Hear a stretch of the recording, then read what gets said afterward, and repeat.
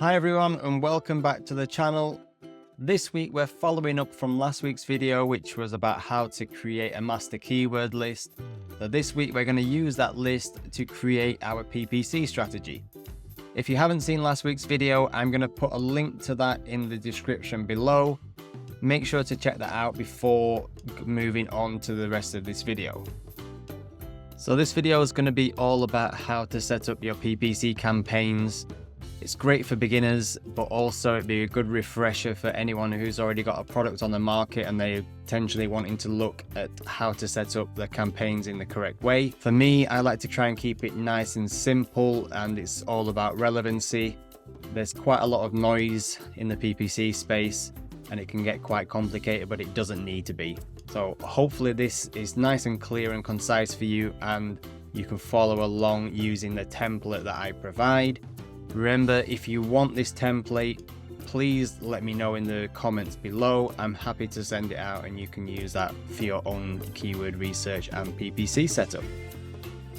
Okay, so here we are back inside the master keyword list that we looked at last week. As you remember, I took all of the data from different sources: Cerebro, Magnet, Data Dive, Brand Analytics, put them into this master keyword list, sorted them by search volume, and then I've gone through and given them all a relevancy score depending on what that search term is.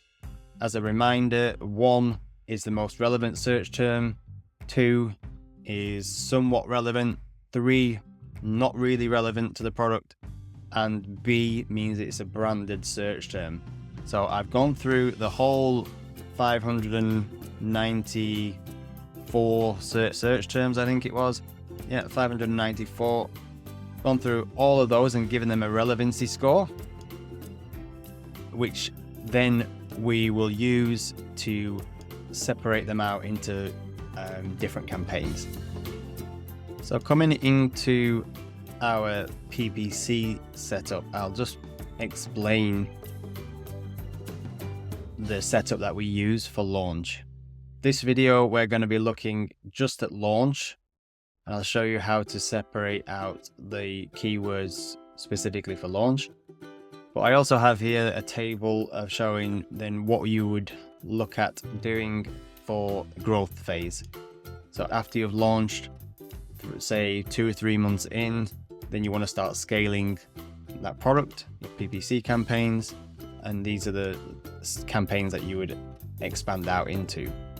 So me, for launch, I want to keep it super relevant. We've done all the hard work. We've created our master keyword list. We've got all our super relevant search terms from multiple sources, so there isn't a huge need to go after discovery campaigns, so which is automatic campaigns, phrase campaigns, broad campaigns, and a lot of other campaigns such as sponsored brand ads and sponsored display ads, for example. So at launch, we just want to target those super relevant terms, and we can do some campaigns, automatic campaigns, broad and phrase, but I'll explain those a little bit more detail as we go along. So this gives you a breakdown. The green is what you definitely should be launching, and then the orange ones here are with a bit of a caveat, and I'll explain those as we go along. This one, the automatic campaign, I put here with a star because this is just a catch-all campaign. So if you're not sure what a catch-all campaign is, I highly recommend, no matter what phase you are with your product, to always have a catch-all campaign. So this is an automatic campaign that you set to a super low bid. So in the UK, I would do it for around 25 to 30 pence a click is your bid. And in the US, 30 to 40 cents. And they can be some of the highest ROAS campaigns that you would have.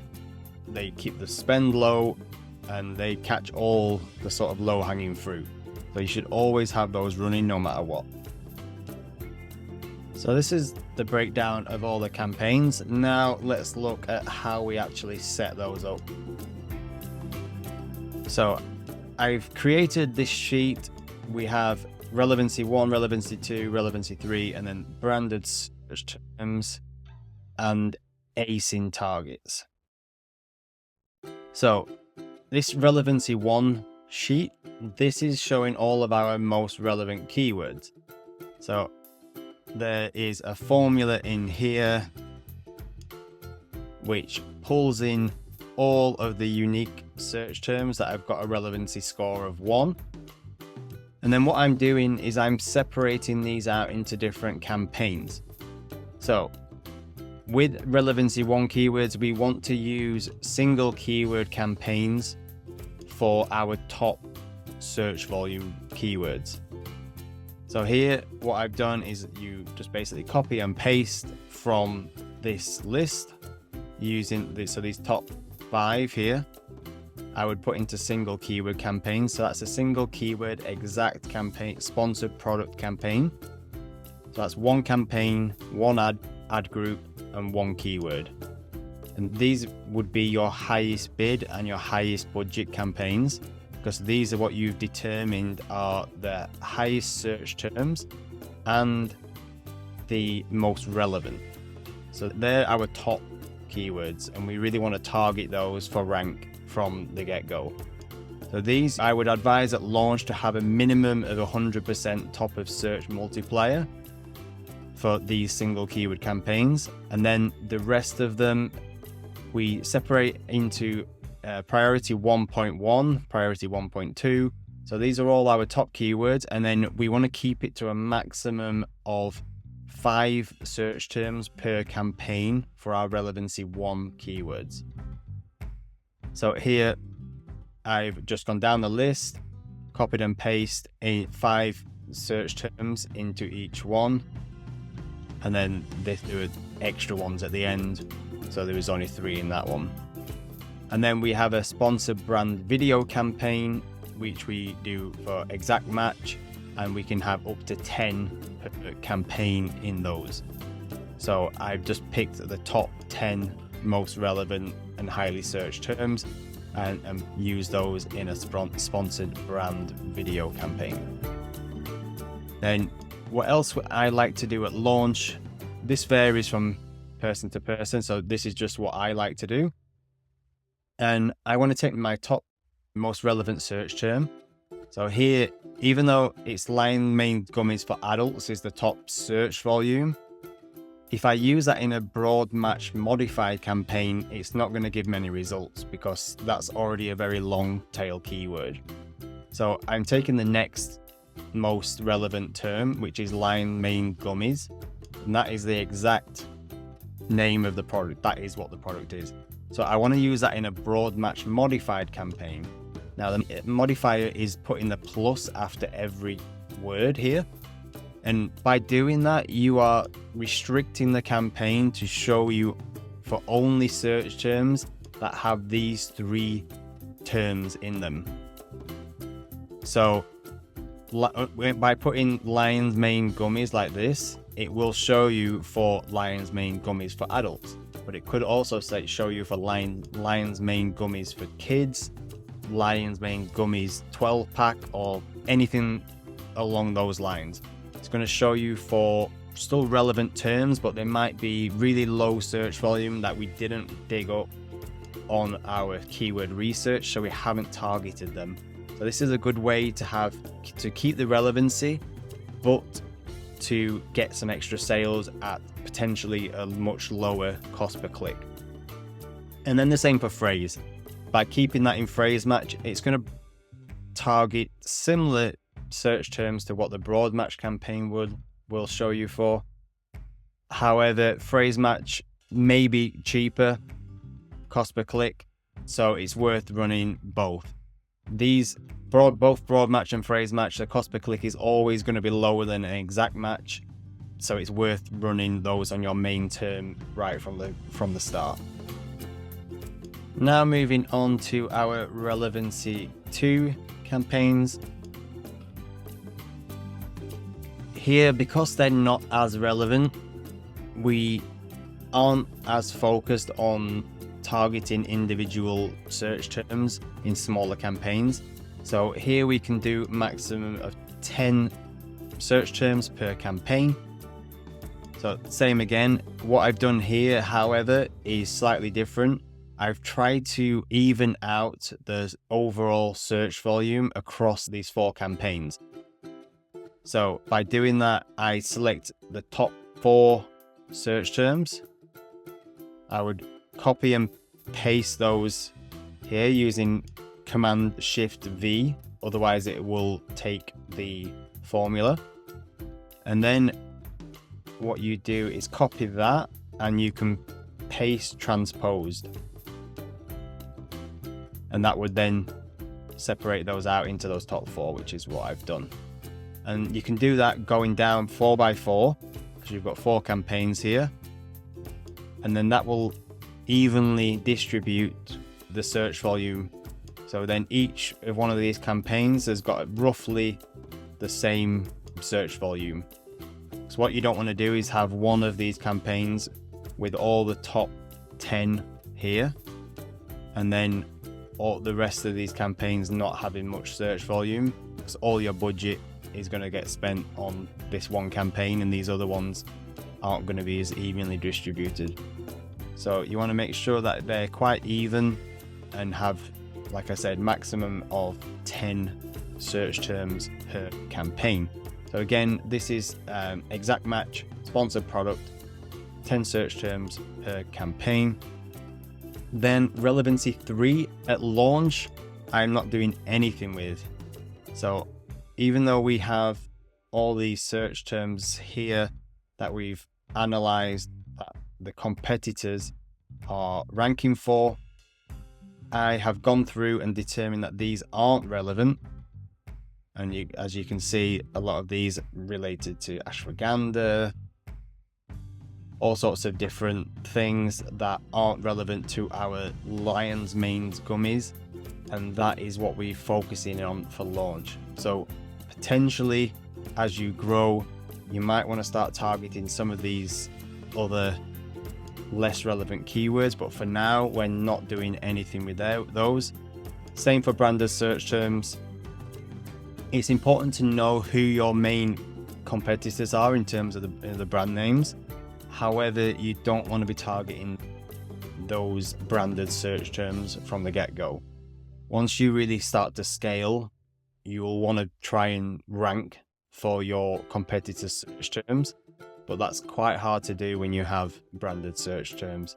So I recommend at the beginning to not target them. However, you do want to target their products. So under the ASIN tab, what I've done here is back again to data dive, which if you remember from the first video we did, where are we? Master keyword list. We did our data dive search using these top competitors. So you come back to data dive, then PPC keywords, and then you import the MKL, and then you come down and you grab all those ASINs along with the aggregate search volume. So copy these 2 columns, paste them into here, and then what you want to do is you want to do a product targeting, search term 1, search term 2, search term 3. So you take that each one of those top ASINs, so this is the aggregate search volume, and what you're trying to do here is basically piggyback on all of that search volume. So this top ASIN here is being shown for a huge amount of search volume, so you want to try and piggyback on that by targeting that particular ASIN. So you want to do that just in a single ASIN target campaign. So then you can control the bid, you can control the budget, and you're hijacking their traffic basically. So for those top 3 ASIN targets, you want to do those in single campaigns, and then for the remaining targets, you'd take 5 maximum and put those in a campaign. So the similar thought process is that you're piggybacking on not only their search volume, but you know that people are looking for that specific product, they're on their detail page, then there's a high chance that they might also buy your particular product. So it's important that you're shown on those competitors' pages. So as I say, 5 search terms per campaign. It just happened to work out that it was exact 5 of each. Normally I would do 15 targets here. I didn't do 15 initially. So you'd want to separate those out a little bit more, or if there was super high search volume for potentially the number 4 and number 5, you could add those as single campaigns as well. Like here, there's quite a lot of search volume right here, 79,000, 77,000, so I could have quite easily add those into single search term product target campaigns. And that is it. So we come back to our PPC setup. We talked about the catch-all campaign, which is these 4. We looked at the sponsored product manual campaigns, the broad match modified, which is just your top search term with a plus after each word. Same for phrase, top search term in phrase match. All of our exact match campaigns, our 5 top single keyword exact in each in their own campaign. The acing targets, which we just talked about, and the sponsor brand video. So we have all of those in each sheet. So when it comes to actually creating these campaigns, you can just get in the ad console and create the campaign, copy and paste these directly into the targeting section. And that is it. Next, the other thing to think about is PPC budget and cost per click.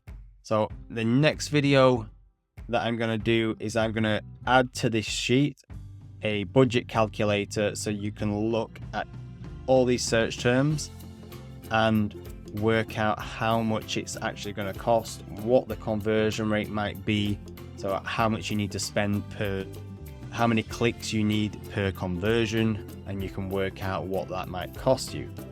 So follow along next week for that video. But for now, I hope you got value out of this. Remember, you need Helium 10 to do this. You need Data Dive to do this. So click on the links in the description, sign up to the programs because they're indispensable for an Amazon business. And if you want a copy of this spreadsheet, hit me up in the comments below and I'll be sure to send that through for you. Well, until next week, take care